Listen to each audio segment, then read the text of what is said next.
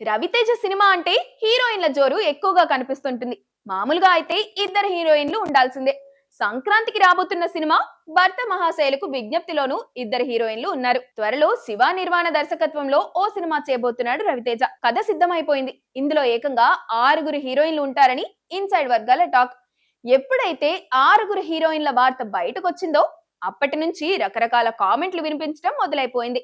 రవితేజ సినిమాలో కథలో ట్విస్టుల కంటే కథానాయకులే ఎక్కువ అంటూ ఫ్యాన్స్ కూడా జోకులేసేసుకుంటున్నారు. శివ నిర్వాణ ఈసారి ఓ ఫ్యామిలీ డ్రామా రాసుకున్నారట. అందులో అమ్మాయి పాత్రలకు ఎక్కువ ప్రాధాన్యత ఉంటుందని తెలుస్తుంది. 6లో ఒకరిద్దరు స్టార్ హీరోయిన్లు ఉండే అవకాశం కూడా ఉంది. సమంత పేరు ప్రముఖంగా వినిపిస్తుంది. మిగిలిన వాళ్ళంతా గెస్ట్ రోల్స్ రూపంలో అలా వచ్చి ఇలా వెళ్లిపోయే అవకాశం ఉంది. శివ నిర్వాణకు కూడా ఓ హిట్ చాలా అవసరం.